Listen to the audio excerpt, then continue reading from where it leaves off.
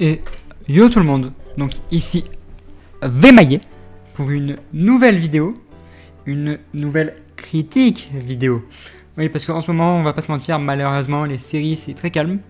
J'aimerais vous faire une critique par la suite d'une série possiblement. Malheureusement, ça sera chaud, puisque c'est une série que j'ai facilement oublié, donc je ne suis pas sûr de pouvoir faire une critique rapidement, à part si je remate la série, et ce n'est pas dans dans mes projets, parce que malheureusement c'est pas vraiment ce que j'ai apprécié, surtout avec cette fin de série. Donc on verra. Mais vous aurez des nouvelles, comme prévu, des pourquoi vous devriez voir ce film ou cette série dans pas longtemps. J'ai un film de prévu pour du coup cette série là, donc vous devriez dans pas longtemps en avoir un. Et pour l'instant, on va rester du coup sur une critique d'un film qui est sorti très récemment, désolé. Quand je dis très récemment, c'est vraiment très récemment. Que l'on n'attendait pas énormément, manque de communication, on va pas se mentir, réellement c'est un des points négatifs du film. Même si ça n'est pas une mauvaise chose en réalité. Fait par un réalisateur très peu connu qui nous a fait que deux autres gros bangers pour moi juste avant, qui sont très récents d'ailleurs, et qui n'avaient pas fait d'autres très grands films après. Donc pour l'instant, on n'a que ce troisième film là de sa part, qui est un très bon film pour moi, qui est mitigé pour l'instant par rapport aux avis que j'ai eu. Mais bon, chacun a son avis, et je vous donne donc le mien aujourd'hui. Donc le film dont je vais vous faire la critique aujourd'hui est sorti le 21 août 2024, donc hier au moment où je vous tourne cette vidéo là. Je l'ai vu hier soir au cinéma. Il a été réalisé par Robert Sanders avec Bill Skarsgård dans le rôle principal, et c'est un remake. Je vous parle bien sûr du coup du film The Crow, donc le corbeau, avec Bill Skarsgård dans le rôle d'Eric Draven et Danny Hudson dans le rôle du méchant, dans les têtes les plus connues. Et avant de vous faire une critique en fait de ce film là, j'aimerais tenter un truc, vous faire un petit avant-goût, du coup sans spoiler de ce que j'ai du coup pensé de ce film, et du coup de vous expliquer aussi après avec spoiler du coup mon avis.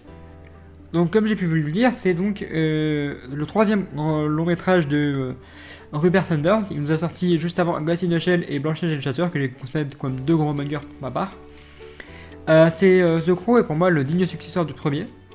Il a beaucoup de choses dont le premier manquait, et Bill Skarsgård prouve encore énormément son talent, aux côtés d'autres acteurs moins connus, même si du coup le méchant, dont je vous ai cité d'ailleurs le nom, j'ai oublié le nom de l'acteur, vient de me passer au-dessus de la tête, donc voilà, et il est considéré comme un très grand acteur de cinéma.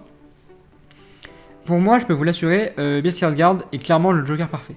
Il a fait Pennyworth, il a fait ça, c'est pas pour rien. On a clairement trouvé notre Joker, il a l'expression du visage, il a le visage, il a tout ce qu'il faut pour faire le Joker, et je pense qu'il serait génial pour le DCU. On sait très bien de Gunn, on sait très bien que dans The Batman, il y a Barry Keoghan qui est censé du coup être le Joker, on peut pas du coup l'avoir. Mais pour le DCU de James Gunn, on peut l'avoir, et franchement, pour moi, il n'y a pas mieux que ça. Donc pour revenir au film, c'est ce que j'attendais littéralement en termes d'action et de violence. L'histoire change énormément du premier, mais elle change pour le meilleur pour moi. Et pour moi, ce film est aussi un énorme diesel. Il démarre très calmement, en posant les bases avec des éléments qui ont tous un intérêt, qui sont pas là, qui sont posés là sans raison, c'est impressionnant, pour finir en apothéose. Et c'est l'un de mes coups de cœur 2024. Il a une note de 18,5 sur 20 parce qu'il a quand même des défauts. Et avec ce peu de communication, je l'attendais peu. Et je suis heureux de l'avoir vu. Pour moi, c'est un film à voir au cinéma. Donc maintenant que vous avez ça, je peux vous donc commencer des personnages. Et nous allons pas parler des personnages principaux, du personnage principal, mais du personnage secondaire à ses côtés. Sa petite amie en réalité donc, qui est Shelley Webster, jouée par FKA Twigs, qui n'est pas une grande actrice pour moi, je ne connais pas vraiment. On oppose les bases parce qu'en fait elle va être très liée à Vincent Rogue, donc le méchant. Et on commence donc par cette jeune fille qui parle au téléphone avec son amie Zadie, qui semble avoir, joué par Isabelle Way, qui semble avoir fait découvrir une vidéo qui est compromettante et qui doit donc se cacher, qui va donc s'enfuir et tomber sur des flics et qui vont en fait l'arrêter parce qu'il les a bousculés, et elle va finir en centre de désintoxication. C'est là où elle va rencontrer notre grand ami Eric, et de suite il va l'attirer. Ils vont se parler alors qu'elle n'a pas le droit, elle va essayer de s'enfuir avec lui, elle va s'enfuir avec lui, et c'est un des points négatifs du film, c'est qu'en fait, leur histoire d'amour, je connais de coups de foudre, hein, personnellement, sur dans l'intime, je tombe très vite amoureux de quelqu'un, donc je sais ce que ça fait. Mais là, en 5 minutes, les deux, enfin 10 minutes, ils sont déjà en couple. C'est très rapide, mais t'as l'impression que c'est un amour très passionnel. Tu le vois d'ailleurs dans les deux, son jeu à elle aussi, tu le vois qu'elle, quand elle joue la peur, c'est vraiment une peur folle. Elle joue très bien aussi la Camé parce qu'elle l'est dans le film. Et tu vois derrière cette pureté entre les deux, c'est impressionnant.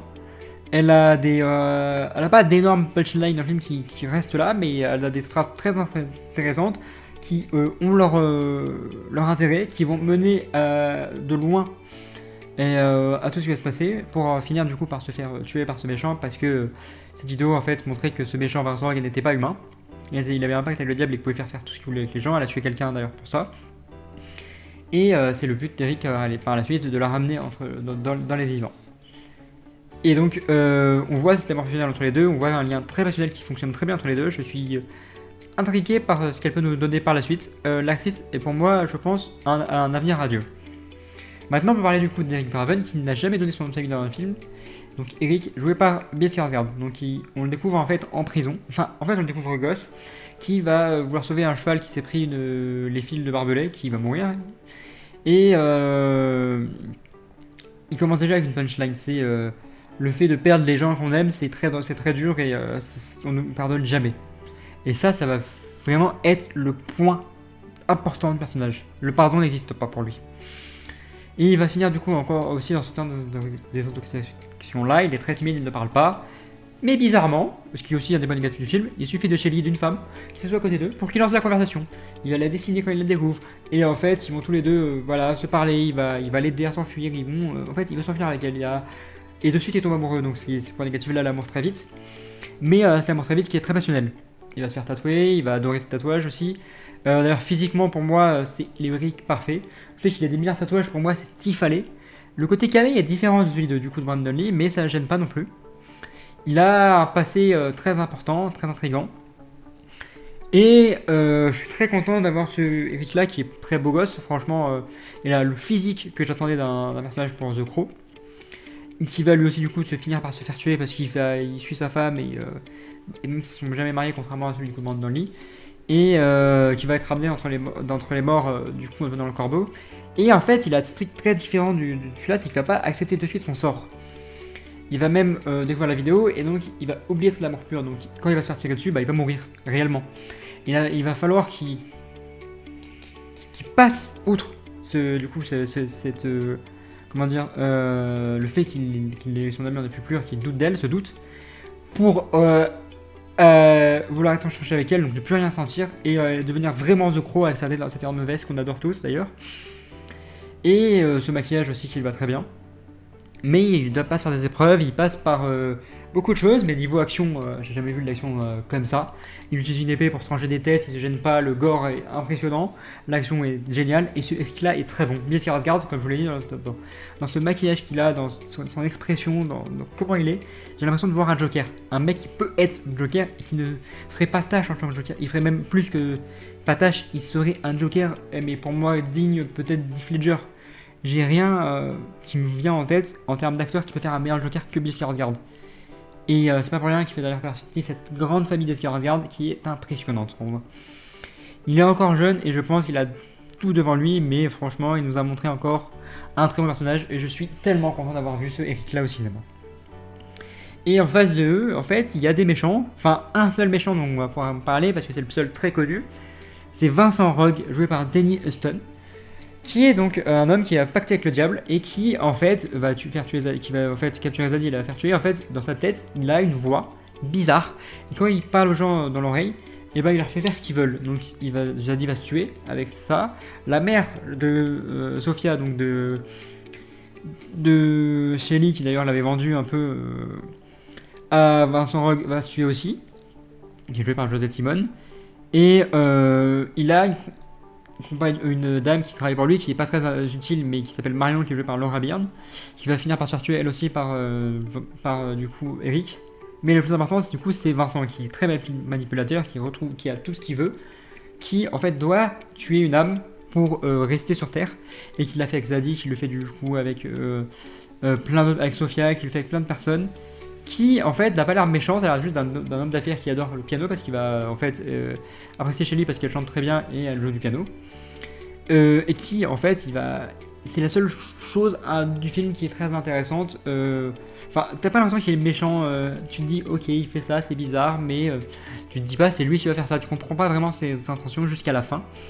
Où il pense en fait avoir eu Eric, il pense pouvoir voler son pouvoir, et là l'amour pur d'Eric est de retour et il se fait défoncer. Et c'est un méchant qui n'est pas aussi problématique, je pense, que celui du premier, qui reste assez emblématique quand même, qui a pas les mêmes intentions, qui marche bien, qui aurait valu un meilleur développement, malheureusement. Là où en fait le premier avait un développement énorme, et en fait on a omis ce développement pour développer l'histoire d'amour entre du coup Eric et Shelley qu'on avait moins du coup dans le premier, et qui du coup permet d'avoir de mieux comprendre les intentions de personnage. Là où le méchant est moins développé, c'est du coup une balance qui a été faite et qui du coup permet un point négatif avec un point positif à côté. Mais franchement, je suis très content de ce film-là. C'est un peu tout ce que j'ai à dire sur le personnage. Il y en a quelques-uns qui sont là, qui sont intéressants.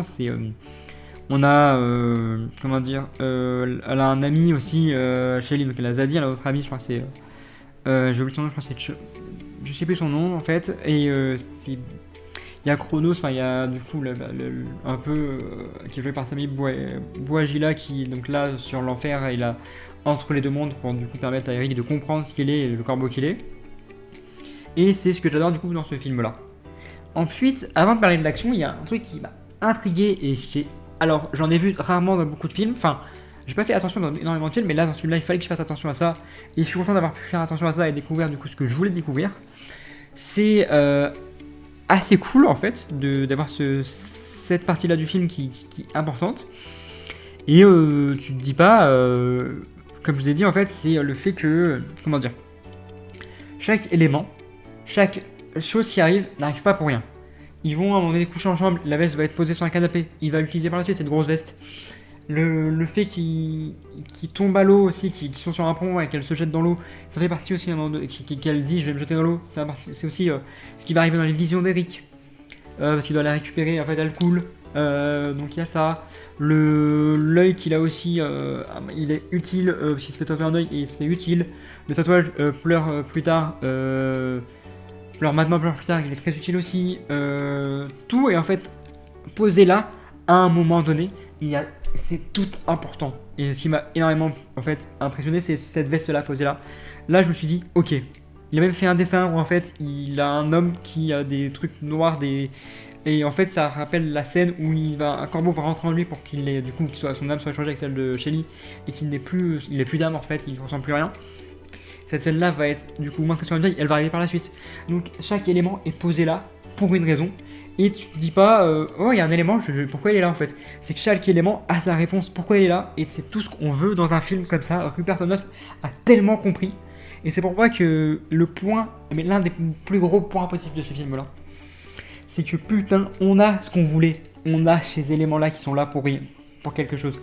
Et j'en avais tellement besoin quand En fait, il méritait plus de communication ce film-là parce que il a des techniques de montage, de filmage, de personnages qui sont impressionnantes. Et je suis abasourdi par cette qualité-là. J'avais pas autant vu ça dans Ghost in the Shell ou Blanche et le Chasseur, et pourtant c'est des films que j'ai très bien aimé, surtout Blanche et le Chasseur, puisqu'il y a Chris Hemsworth dedans. Mais ça fonctionne très bien. Ensuite, il y a les points aussi impressionnants de ce film-là, c'est l'action. L'action, elle est calme, elle ne démarre pas énormément. Elle démarre du coup avec le méchant qui les tuerie, mais pas énormément.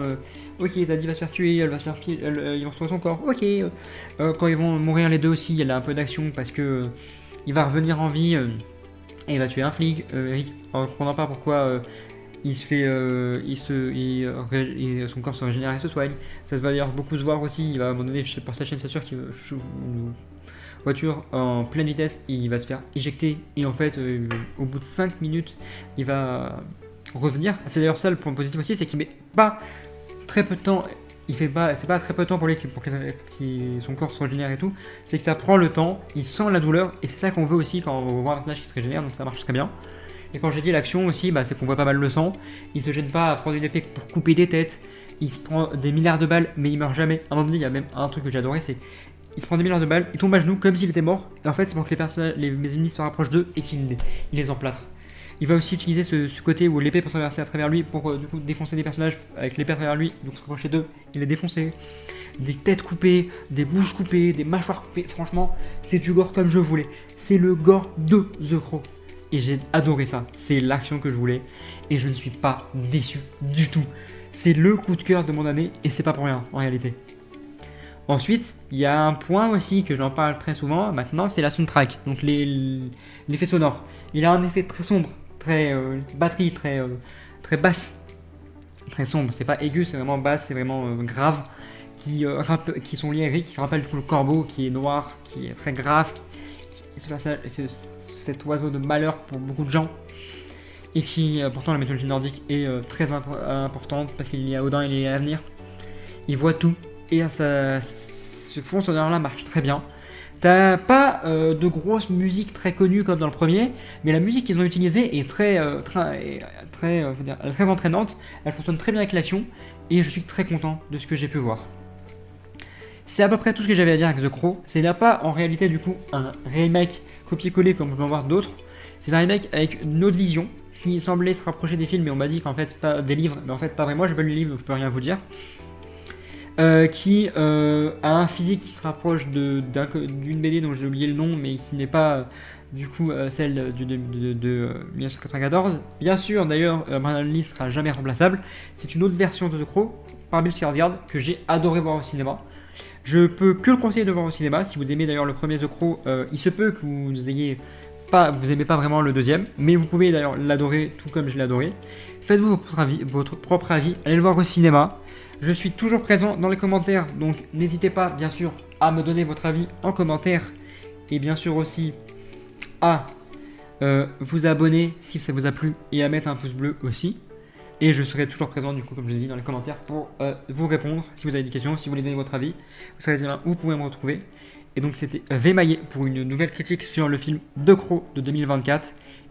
Et donc ciao tout le monde.